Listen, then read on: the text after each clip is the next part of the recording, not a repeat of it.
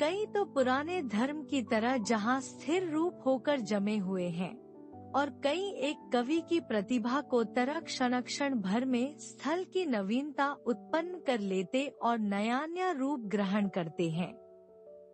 इन टापुओं में अनासक्त बगुलों को छोड़ और कौन रहने जाए, और जब बगुले चलते हैं तो वे उन पर अपने पैरों के गहरे निशान छोड़े बगैर और जगह कैसे जाए।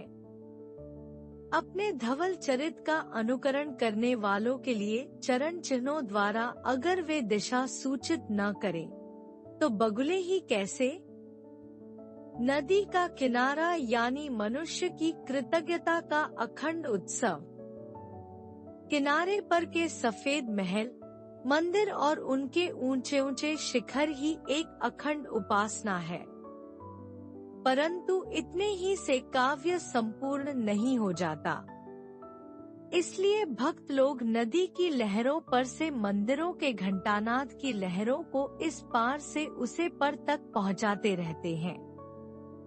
संस्कृति के उपासक भारतवासी इस जगह गंगाजल के आधे कलश गोदावरी में उंडेलते और फिर गोदावरी के जल से कलश भरकर ले जाते हैं। कितनी भव्य विधि है, कितना पवित्र काव्य है।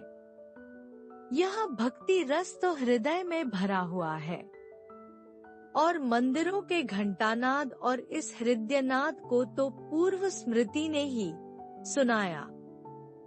कानों को तो सिर्फ इंजन की आवाज सुनाई पड़ रही थी। अगर हम आधुनिक संस्कृति के इस प्रतिनिधि से नफरत करना छोड़ दें, तो रेल के पहिए का ताल कुछ कम आकर्षक नहीं लगता, और पुल पर तो उसका विजयनाद संक्रामक, दूर दूर तक फैल जाने वाला होकर ही रहता है।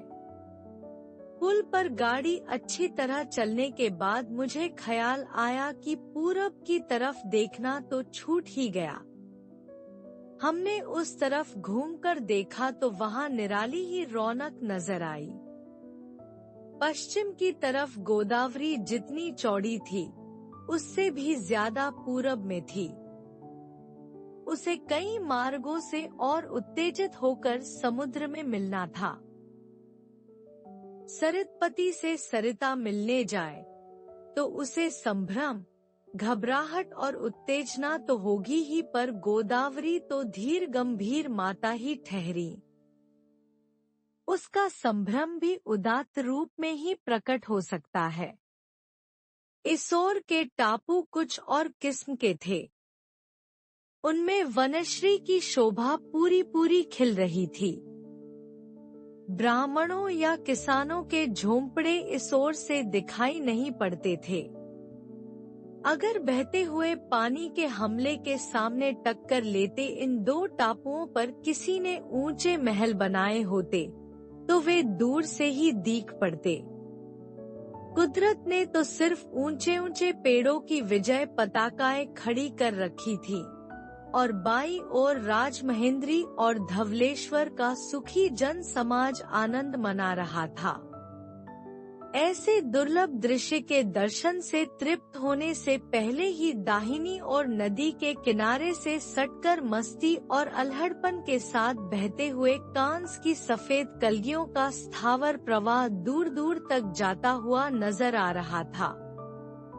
नदी के पानी में उन्माद था, उसमें लहरें न थी। कलगियों के इस प्रवाह ने हवा के साथ साथ जो षड्यंत्र रचा था, उससे वह मनमानी हिलोरे उछाल सकता था।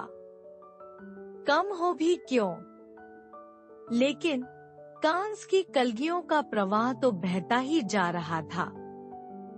गोदावरी के प्रवाह के साथ होड़ करते हुए भी उसे संकोच न होता था। और वह संकोच क्यों करे? गोदावरी माता के विशाल तट पर इसने क्या कम स्तन्यपान किया था? माता गोदावरी, राम लक्ष्मण और सीता से लेकर बूढ़े जटायु तक सबको तूने ही स्तन्यपान कराया है। तेरे तट पर शूरवीर भी पैदा हुए हैं, और बड़े बड़े तत्वज्ञानी भी, साधु संत भी जन्मे, धुरंधर राजनीतिज्ञ भी और ईश्वर भक्त भी। चारों वर्गों की तू माता है। मेरे पूर्वजों की तू अधिष्ठात्री देवी है। नई नई आशाओं को लेकर मैं तेरे दर्शन के लिए आया हूँ। तेरे जल में अमोघ शक्ति है। तेरे पानी की एक बूंद का सेवन भी व्यर्थ नहीं जाता।